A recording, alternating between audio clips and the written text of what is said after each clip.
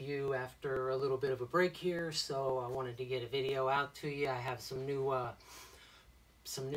frames coming in stock and some coming in, so I also have a bike check for you here, and I also have one of these frames available in black, and I wanted to just run through this T1 build real quick.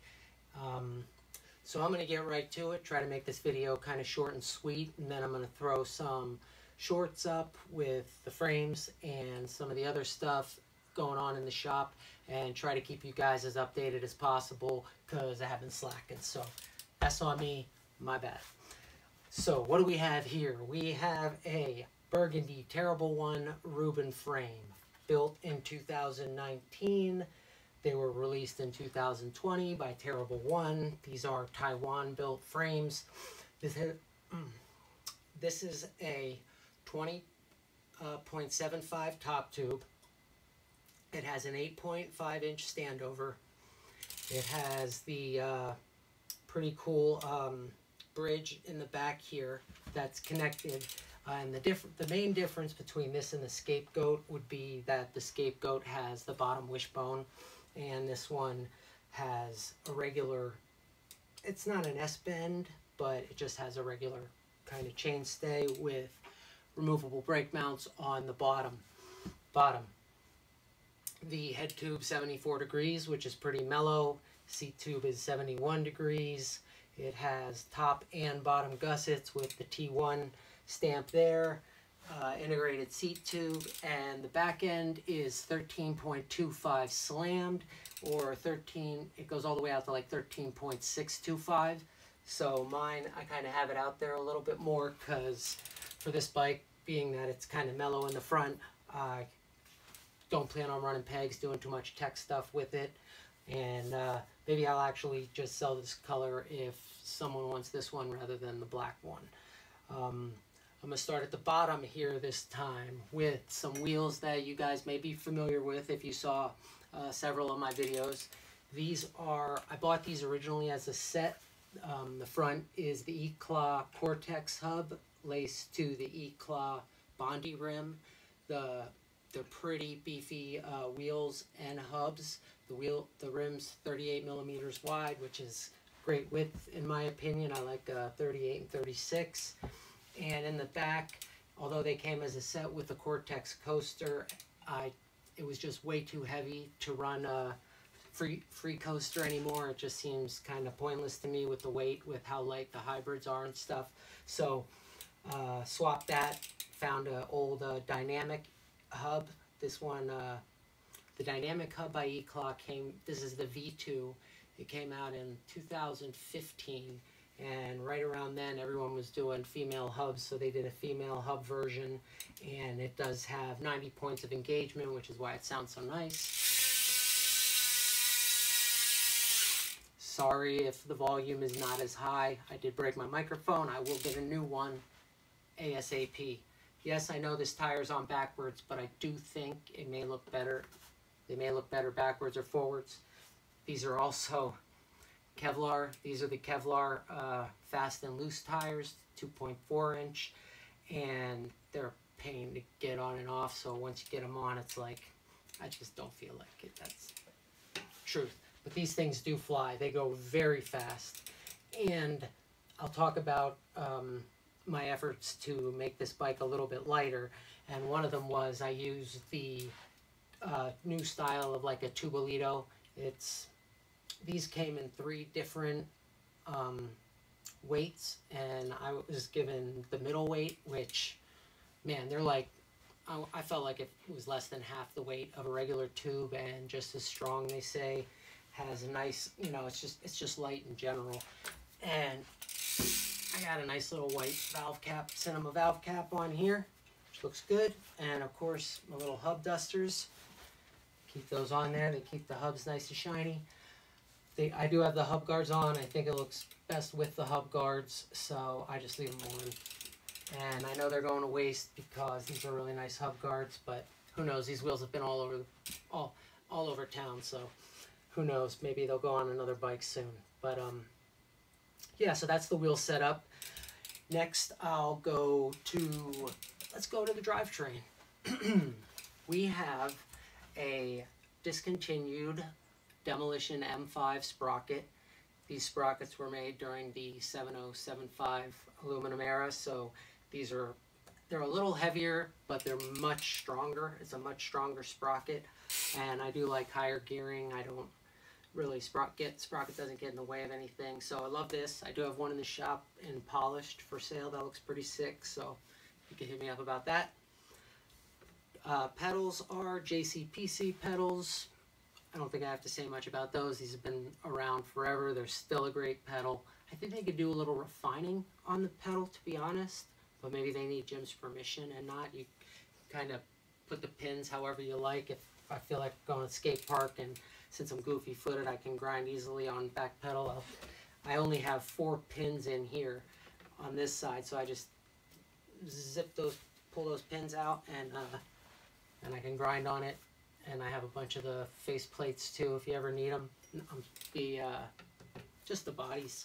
So if I grind through it, that's why I have the black and white, so I know which is which. The other side is just black on black, which looks better, but maybe I don't know. Let me know. Okay, moving forward. Cranks. These are the United Severance cranks. These are they're in 175 millimeter length, 22 millimeter spindle, and these things are lightweight. They came out recently. They're probably one of my favorite parts by United right now. They're very clean looking, very sleek, and I did put up a review before on them, so yeah, they're nice. So I'm gonna flip the bike here so you guys can see. This is actually a T1 bottom bracket that comes with the bike, and as you can see, T1, I guess they made smaller cones because the one on the other, dust caps, because the one on the other side's even thinner than this one, so I had to put a few spacers in. But what's so nice about these cranks is once the bearings are in, you just one bolt, slide them in, and tighten this bolt up here, and you can run them left-hand drive or right-hand drive, spline drive also. Okay, so bottom bracket, moving up to the brakes. These are the Demolition Vulcan V2 brakes. Pretty dialed in right now. You can see they have the little Demolition symbol there. And these brakes, I just got them dialed in with the help of my mechanic, who helps me when I am at a loss, and sometimes when it comes to brakes, as I'm not used to riding them. And there's something new, like these are, in my opinion, pretty technical to set up. So when they say on the box, have your bike shop or whatever set your brakes up, and you try to set them up and they just rub or they're hitting wrong, and you're like, man, I've set brakes up before. Well, you're not a professional. There are little tiny nuances to setting up brakes that can be very frustrating and also take a lot of time to learn. So if you threw on the Springfields before, don't think like these are going to be easy to throw on, because they're not. They actually, one of the newer things that they have here, and they have this straddle cable with, it's like super thick, and it's lightweight, but kind of looks like rope, but it's good. Brakes are very stiff. I definitely recommend these. Yeah, they're awesome. They look great, and they stop good too. The pads do not squeak at all. However, setting the pads is a whole nother thing. So, like I said, little things like setting your brake pads will make a difference as to whether they squeak or not. And right now, these do not. These are set perfectly, and it took 2 of us to lock those in. So sometimes you need an extra hand. Okay, done with my lecture. Here we have a Versus Me brake adjuster. This is just one of the basic ones made from brass, but he also, Makoto, who is the owner at Versus Me, also makes them with like cool little dice on them and other designs. So I've talked about that before in other videos, and I really like his parts, so I use them as much as possible. And that's it. The cable, I had an animal cable on here, This is an animal cable, yes. This is an animal. It has a name too. It's like it's a clever name. But either way, it's an animal, it's a linear cable. It's cool. It has like it just says animal down it. I like that. I like simple stuff like that. I'm running an Odyssey tripod seat post with a Wise tripod seat. I think it looks really good with this. It's very lightweight compared to the one I had on prior, and helped me get this to under 25 pounds. And this has a lot of some heavy duty hardware on it. This is I'm not going to say it's the lightest frame in the world, but it's not. So I will. So it's not the lightest frame in the world. I also I'll talk a little bit after I go through the rest of the parts. Just a low animal headset cap here with I'm going to talk about these forks a second. These are the McNeil Blazer forks. These came out in 2011, and these are like some of the lightest forks on the market. They have a 30 millimeter offset, and they weigh like what did it say they weighed? Like 795 grams, which came out to be like 1 pound, 12 ounces. And that is pretty light for a fork. They're definitely meant for pegless riding. So, yeah, don't go, if you do find these, being that they're probably are a little bit older, these really weren't ridden, so I know they're in good shape. But they have budding throughout. They're rounded at the bottom, they said, and they're dipped in some anti-corrosive paint. So they're strong. 4 millimeter dropouts. They have another version called the CKS with a thicker dropout, but that one's heavier. That one's 835 grams, which is still under 2 pounds, but these are the lighter ones. And now that I'm done talking about that, profile stem, one of my favorite parts on the bike. Mark Mulville push stem, been around forever. This one here, 48 millimeter. It is a 37.5 millimeter rise, which to me, I don't know, that just must be something like Mark measured, I guess, with a caliper when he was riding his bike. But as I usually say, I go by where the bars are, and these bars are set right at about a little below waist height. I'm going to be using this for park riding and maybe some dirt jumping, but I don't see it happening with the wrist anyway. So let me kind of wrap this up here. We have Mission brake lever. I like it. I don't know what it's called. I botched that one, man, so I'm sorry guys, but that's what it looks like. It works well. I don't need much cable because I can't spin anything because my wrist doesn't bend. Odyssey uppercut bars, nice bars. I had the T1 Classics on here.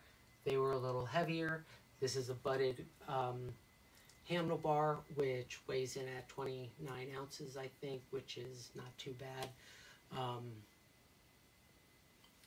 We have the Travis grips by Odyssey. Speaking of the reason I really like these grips, they are 165 millimeters, 4 ounces, lightweight. Every ounce matters. Really soft, and they do fit with this because these bars come at 27.5 width, and my average bars that, like, if I ride them and I cut them is to 28. So this, it works out pretty perfect. It's a frame, I'm right on the cusp of 20.75 and 21 inch frames, so I like the 20.75 a little better. And this is my T1 Ruben. I hope you guys enjoyed this bike check. Like I said, coming through with some more. Keep you posted. Nobody won the giveaway yet, so that's still going. And I'm out. I'll talk to you soon. Don't subscribe. Go ride, man. Give you a couple close-ups on the bike here. For those of you that stick around.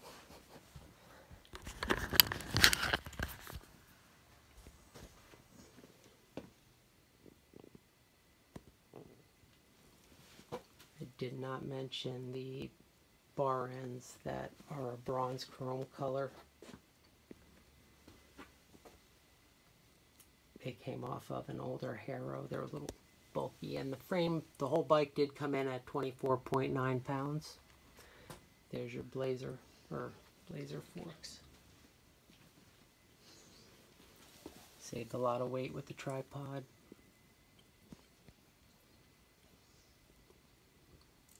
Excellent crank, if I might say.